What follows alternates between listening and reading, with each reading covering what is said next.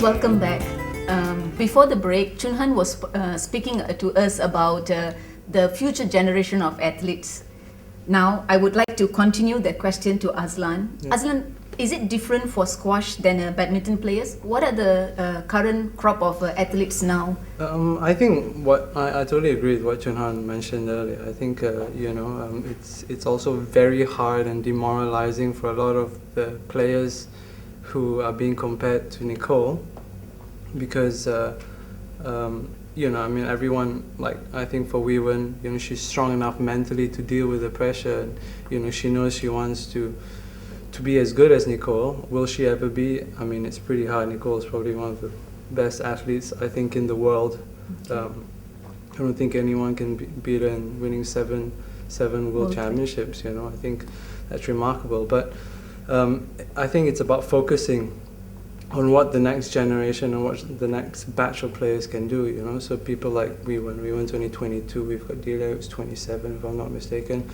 Ironically, we've got Nicol at world number 1, but we don't have as many girl squash players in the system. Okay. I also believe that that's because it's very demoralizing. They always be compared to Nicol, so a lot of them just shy away, and I think the Malaysian culture, a lot of them just feel, okay, we're never going to be that, so we'll just do something else and we'll just be part of the system. But in the men's situation, we've got Nafizwan, who's been hanging around the 30s for a while. Just bear in mind, if any history on Nafizwan, he never made a World Junior Men's Championship. Okay.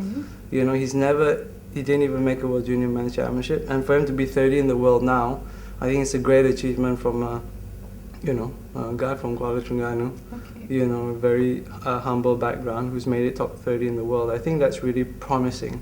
Now the next batch of players, we've got Sanjay, Gurshan, we've got a lot of other guys who are under 20, Yen Ao, who's 16, 17, we've got Shafiq, boy from Kelantan. I think the demographics of squash is really good because we've got a lot of kids from different states that are all around the country. Now we have got all these players, but will they, for them to make top 10, it's going to be tough. It's entirely up to the individual. I think SRAM is working hard on paving the way for them, but it's up to them. Squash made a big jump by hiring Pete Janiver as the national head coach. Cost them a lot of money, but it's showing. And I think it's just time. And again, it's about squash reinventing itself. Okay, I mean, generally we have heard there is a gap. I mean, Nicol and Lee Chong Wei are outstanding. It's difficult to find somebody just like them, but the second layers are improving. Maybe Chinchay can share with us what are the steps taken by the Badminton Association of Malaysia to narrow the gap, so to speak, for badminton.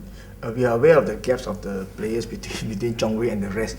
So BM is now working hard to create a pool of players, maybe not the world number 1, but at least the top 20 in the world. When you have a pool like Choong Hann's time, Choong Hann, Yu Hok, Hocking, they were all fighting each other to be number 1. You need to create a pool of, say, maybe about 5 players who can fight each other.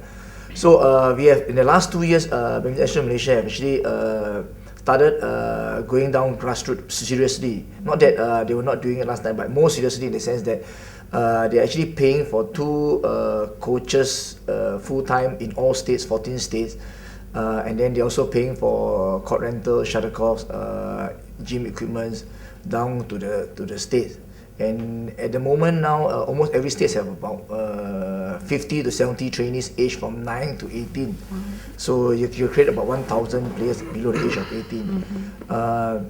And we are also trying to work with more clubs now. We are more open. Actually, clubs can be a feeder to the state team, and the state team be feeder to the national team. So we hope to see the fruits born in the next 5 to 10 years, but not immediately. So we are laying the groundwork now. Okay, maybe for Choong Hann and for Azlan, former players, and now you are involved in the junior development program. So what steps personally are you all taking to to narrow these gaps? So maybe Choong Hann can start first. Yeah.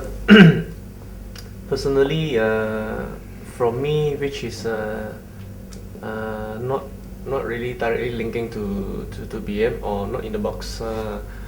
My focus on training all the players is that I will lay down all the groundworks, like the basic footwork and technique, and also at the same time it's also about the tactical part on the players, because when these players, they are so young, like they are 10 to 15 years old, they have so much to learn, and but sometimes they are learning the correct things, but they are unstable.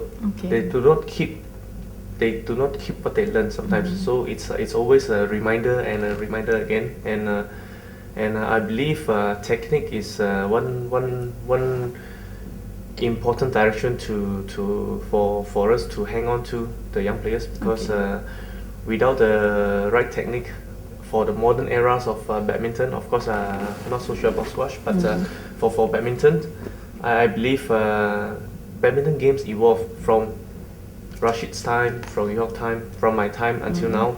I think now the badminton games in singles or even in doubles, they are almost at their pinnacle, and it's really great watching. It's like an art performing. But the current group of players, and also sometimes I would touch also on coaches, that we need to evolve along, not just stay at what we knew before. Then it will be I will put a word, outdated. When you're outdated, you are training with the old skills and all sort of things. You are just not touching the reality. Yeah. Azlan, would you like to? Yeah, I think for squash, when I retired, one of the things that I wanted to do as well was be part of the process of developing squash players in the grassroots levels. Obviously I'm working with Pt.2 Squash Malaysia. I think they've appreciated me stepping in, helping, and where I come in, and I try to find money in the private sector to start hiring coaches and start basing them in states. Squash is unfortunately, because we're not in the Olympics, we are handicapped a little bit financially. We don't get as much backing, and yet we still deliver time and time. Commonwealth Games, Asian Games. It's something that we're constantly fighting for. I think squash has got an annual budget of 3 million ringgit. I think that's 1/10 badminton. Is that? How much 30? does the badminton get for government funding a few million, but this Yeah, definitely budget about 20 million. Wow. Yeah, so squash we get handicapped pretty much, but we work within our means, and I think when I came in to help, to me it's just getting kids started at school level. It's just getting the grassroots, getting the numbers. I think Kichai said they're looking at getting 1,000 players under 18. I think that's the strategy that I was going as well. Getting 400 or 500 kids in the under 15, and then just by default, the one with the most competitive edge will be one. Therefore, he'll be better than 400 kids nationwide. So it takes a lot of effort and tremendous skill level to get there. And what I do is I put coaches all around the country. And the problem that I face is that we don't have enough squash courts. We're really struggling with that. So then we look at why is B1 and Nicol successful, and because Penang's got 10 squash courts there. Well, some states are hindered with 2. Then you don't have as much competition, etc., etc. So it's something that I'm fighting for squash as well, and I'm sure the federation is as well. We're trying to get more squash courts built around the country. Squash is very, very behind. We are fighting for squash courts. Ironically, we've got a world champion who's been, stamping her feet, and we've got a few guys in the top. We've had guys in the top 10, but I think we've only got 400 playable squash courts around the country. 400, which is pretty bad, to be honest. So I think it's something that needs to be highlighted as well. What number would be ideal then? I think to start more than 400. I think 1,000 squash courts would be great, because therefore you'd have more kids play. I think the fear is as well that squash isn't a popular sport, that if we have hardware, we don't have any software. Software is coaches and etc. But I think we got to work on both concurrently. Okay. Thank you, Azlan. Sure. We are going to take another short break. Let me just round up. We have spoken about the steps that are taken by BM and also by both of you in your own ways. We will come back and look more into what we can do to narrow that gap. Yeah, we will take a short break right now. We will be back again.